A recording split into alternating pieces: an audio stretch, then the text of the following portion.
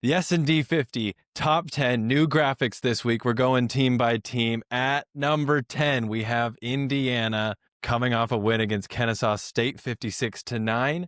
I mean, this wasn't a competitive game. Remember, right now at least, we may revise this, but our competitive score is a golf score. The lower the score, the more competitive the game. Indiana really controlled this one start to finish, and that's why they're here. At 9, we have Texas A&M coming off a win against Utah State 44-22, up 7 spots in the rankings. So this was a top 20 team last week. They're a top 10 team this week. You can see a bigger rating impact for beating a better Utah State team than Indiana got for beating a Kennesaw State.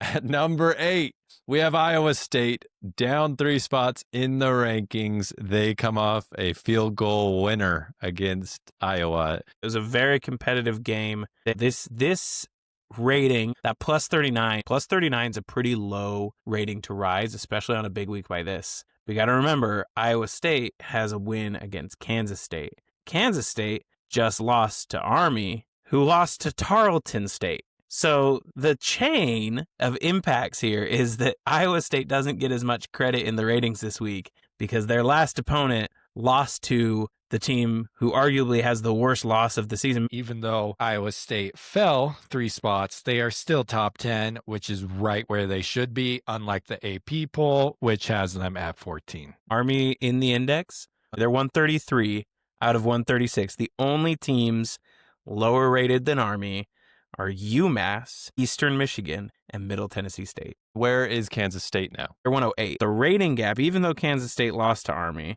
they're still rated 300 points higher rated than Army, even though they lost to Army. And it's because Army's loss was that bad. At 7, TCU Horned Frogs coming off a bye. They're up 5 spots in the rankings, but they get a boost in rating because North Carolina collects their first win against Charlotte. North Carolina is the entire reason of the boost. Like I said last week, TCU, Big 12 champs. At 6, we have Ole Miss coming off their win against Kentucky, 30-23. They are up 3 spots in the rankings. And Ole Miss with an S&D top 20 matchup, another one for an SEC team here. Now we got Ole Miss hosting number 19, Arkansas. And Ole Miss at 54-43, and Arkansas is at 53-39.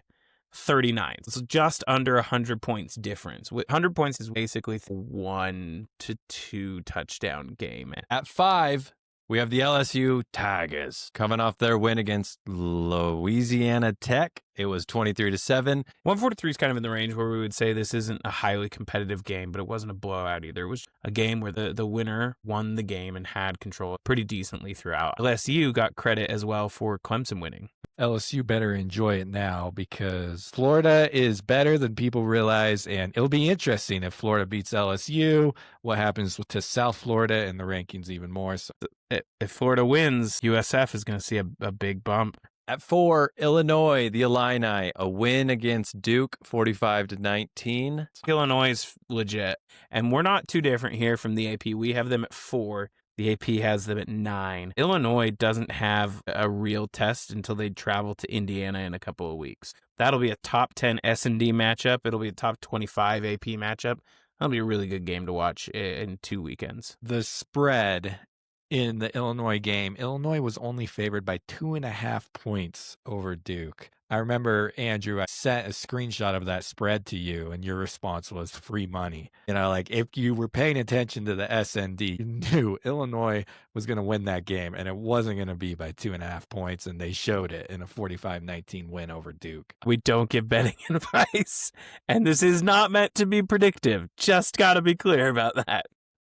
Credit to Duke. Duke put up 30 good minutes, a 1-point game. They forgot that they're expected to show up for 60. It's hard to show up for 60 when you're playing the 4th best team in the country. That's right.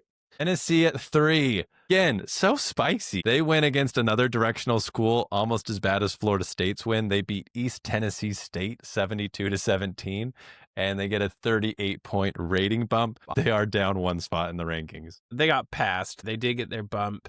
They got a little bit for beating East Tennessee State, but when I say a little bit, I mean very little. The rest of that was a slight bump for Syracuse's win. At 2, the Penn State Nittany Lions. They beat FIU They're up one spot in the rankings. It was only 10-0 at halftime. This was a game that I checked in on from time to time. I started watching a little bit more when in the third quarter they weren't demolishing them by like 40, which is kind of my expectation. Obviously, they didn't even get that many points, but it wasn't really close at the end of the day. To me, this is the most impressive part. They gave up 290 yards of offense to FIU and 0 points. I think Penn State may let teams march down the field, but their defense is elite. And at 1, another week, another number 1 ranking for the Ohio State Buckeyes. This game was not close. Grambling State got trounced. Having the Green Bay Packers logo in different colors didn't do any good for them. They get a little bit of credit for Texas, and they just continue to have quite a bit of separation between them and the next best team. I think if they had a bye week and everyone they played in the past lost and Penn State won, Penn State might pass them, but Ohio State is looking like the number 1 team in the country for sure.